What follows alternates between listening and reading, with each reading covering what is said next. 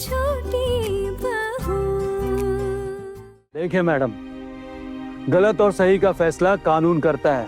अगर हमें किसी के ऊपर शक होता है ना, तो हमें पूछताछ तो करनी पड़ेगी और ये हमारी ड्यूटी है। और आप कह रही हैं हम आपको ह्यूमिलेट कर रहे हैं। सही सवाल का सही जवाब दीजिए, इसी में आपकी भलाई है।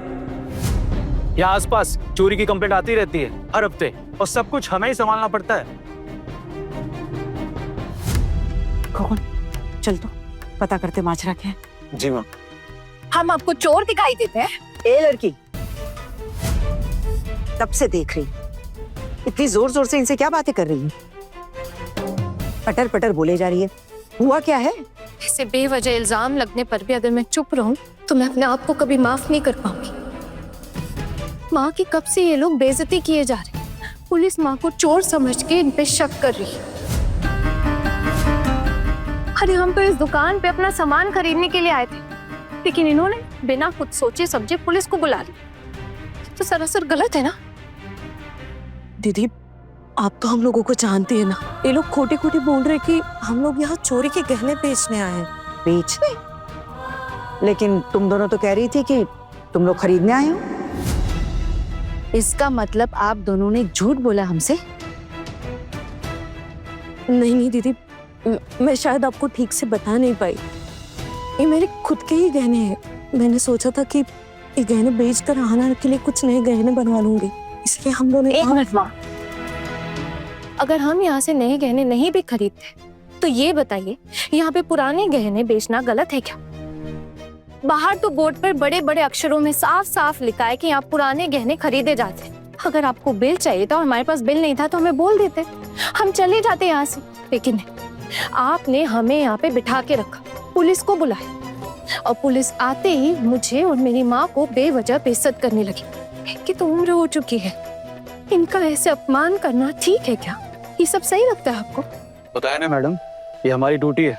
हम किसी से भी सवाल पूछ सकते हैं, कानून से बढ़कर कुछ नहीं होता है। चलिए, बहुत होगी भाषणबाजी, आप सबूत दिखाइए। ये गहने आपके हैं। नहीं है कोई सबूत हमारे पास। कहाँ से लाएंगे सबूत? ये गहने मेरे खुद के हैं, जो मैं काफी साल पहले खुद पहनती थी। फिर मैंने अपनी बेटी की शादी के लिए इसे संभाल कर रखा। ये गहने ना मुझे मेरे बाबा ने मेरी शादी में दिए थे। मेरे बाबा तो अब इस दुनिया में रहे नहीं। उन्होंने कौन सी दुकान से खरीदे ये भी मुझे पता नहीं। कैसे बिल लाऊं मैं? चलिए मान लीजिए, अगर मैं कोई बिल आपको नहीं दे पाई या फिर कोई सबूत ही नहीं दे पाई, तो क्या ये साबित हो जाएगा कि ये गहने हमारे हैं ही नहीं? कैसे खानदान में शादी करा रही हैं आप अपनी बेटी की भाभी? भिखारियों की सरदार या चोरों की? छी छी छी। हरी हरी भाभी, अभी समय है, सोच लीजिए। कुछ करते हैं ठाकुर जी, समझ नहीं आ रहा है कि क्या करें। अमर दादा,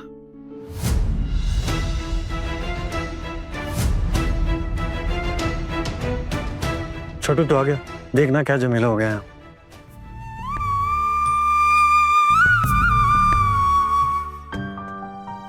क्या हुआ है? नमस्ते आंटी। देखो ना मौसी जी, तुम दोनों की शादी के लिए कुछ गहने लाए थे एक्सचेंज करवाने के लिए। उनके पास इसका बिल नहीं था। इन लोगों ने बेवजह पुलिस को बुला लिया। मैनेजर साहब, ये गलत है। आप ऐसे ही अचानक किसी पे चोरी का इल्जाम नहीं लगा सकते। कितने लोगों के पास गहनों के बिल नहीं होते, तो इसका मतलब वो सब चोर हैं क्या? नहीं सर, ऐसा नहीं है। हाल ही में चोरी के ऐसे काफी केसेस हुए हैं, इसलिए हम लोग अपना थोड़ा सेफ्टी के लिए बस। तो आप बोल देते कि आप बिना बिल के गहने नहीं खरीदना चाहते। पुलिस को बुलाने की क्या जरूरत थी? आप लोगों ने मेरी बेटी के होने वाले ससुराल वालों के सामने जो हमारी बेइज्जती की है ना, अगर इस कारण से उसकी शादी टूटती है तो इसकी जिम्मेदारी कौन उठाएगा? आपको अंदाजा भी नहीं है कि कितनी बड़ी मुश्किल में फंस सकते हम दोनों। बेवजह तो कोई शक नहीं करता, कोई तो कारण रहा होगा। सही कहा आपने, कारण है। कारण ये है कि हम लोग अमीर नहीं, हम लोग गरीब है ना। मैंने और मेरी माँ ने जो कपड़े पहने हैं वो अमीरों वाले नहीं, इसलिए इन लोगों ने सोचा कि हम गरीब हैं तो पक्का हम ही चोर होंगे। एक बात बताइए आंटी, आपके घर में भी तो बहुत सारे गहने होंगे ना, जिसका कोई बिल रसीद कुछ भी नहीं होगा। लेकिन अगर वो गहने आप यहाँ बेचने आएंगे तो ये लोग आप पे शक नहीं करेंगे, क्योंकि आप लोग तो अमीर हैं ना। आपके कपड़ों से, आपकी चाल ढाल से वो दिखता भी है, इसलिए आप लोगों पर कोई भी बेवजह इल्जाम नहीं डालेगा। ये लड़की बहुत बोलती हो तुम।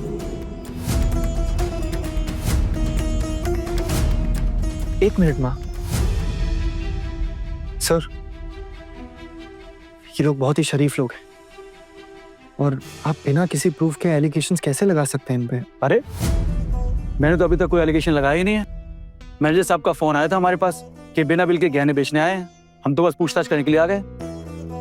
लेकिन ऐसे कौन से इतने सारे गहने लेकर आई थी मैं? 2 कंगन, एक गले का हार और बस 2 झुमके। इसीलिए तो शक हुआ। बाहर में जाए आपका शक। पहचान की दुकान थी, इसीलिए हम लोग यहाँ आए थे। माँ तुम बोलो ना, तुम यहाँ पे किसी को जानती थी ना? यहाँ ना रॉबी दादा करके एक काम करते थे। मैं बहुत पहले हाना के बाबा के साथ इसी दुकान में आया करते थे। हम पास वाले मोहल्ले में ही रहते थे। इसके बाबा के गुजर जाने के बाद हम कहीं और जाके रहने लगे। पहचान की दुकान थी, इसीलिए मैं अपनी बेटी को लेकर यहाँ आई थी। लेकिन आप लोगों ने सबके सामने मेरी बेटी का जिस तरह से अपमान किया ना, वो बहुत गलत किया। बताइए मैनेजर बाबू, अब क्या कहेंगे आप? कोई भी अपनी बेटी की शादी के लिए पुराने गहने बेच सकता है ना, और ऐसा जरूरी नहीं है कि उस पुराने गहनों का बिल उनके पास हो। और आहाना एकदम ठीक बोल रही है। मेरी माँ के पास भी पुराने गहनों के बिल हों ऐसा जरूरी नहीं है। अगर मेरी माँ भी बिना बिल के पुराने गहने बेचने आती तो क्या आप उनके लिए भी पुलिस बुलाते? सॉरी सर, हमसे गलतफहमी हो गई। ओके ठीक है, हम चलते हैं।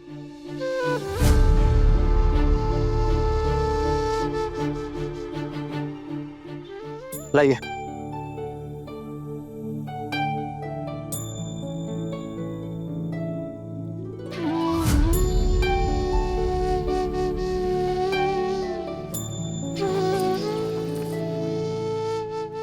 मैनेजर बाबू, आपसे जो गलती हुई है उसकी माफी मांगिए इनसे।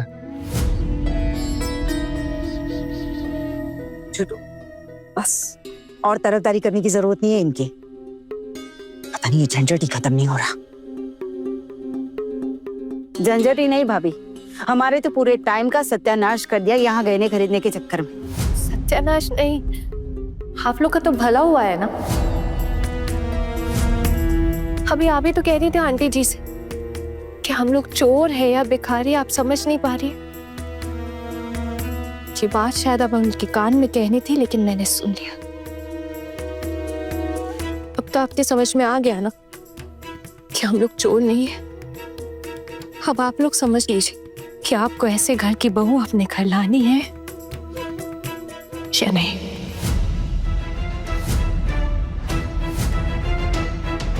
रेंचे की तरह जबान चलती है तुम्हारी। अगर हमने ये रिश्ता तोड़ दिया तो क्या करोगी? मैंने तो रिश्ता तोड़ने की बात ही नहीं की आंटी जी, वो तो आप लोगों ने की है। पर ठीक है, अगर आप लोगों के मन में शक है ना, तो मत कराइए अपने बेटे की शादी मुझसे।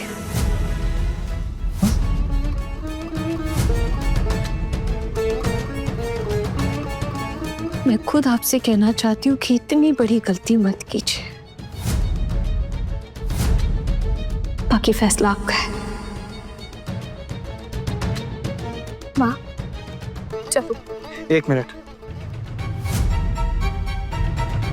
मैनेजर बाबू, मैंने आपसे कुछ कहा था। आपकी वजह से इन लोगों को यहाँ बेइज्जत होना पड़ा है, इसीलिए आपको इनसे माफी मांगनी पड़ेगी। नहीं, इसकी कोई जरूरत नहीं है। हम लोग तो गरीब है ना, हमें इसकी आदत है। माँ चलो प्लीज।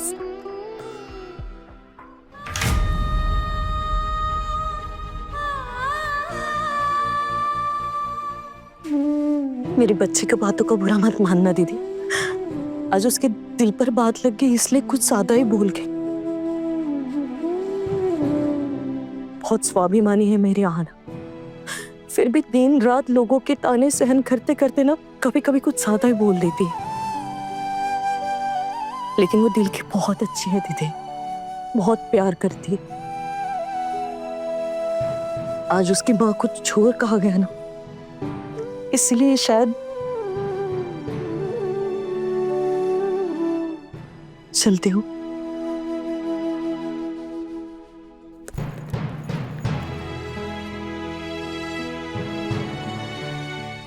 बड़े घर की छोटी बहू के लेटेस्ट एपिसोड्स कभी भी कहीं भी अभी सब्सक्राइब करें दंगल प्ले ऐप। अपने पसंदीदा शो के फुल एपिसोड देखने के लिए अभी डाउनलोड करें दंगल प्ले ऐप।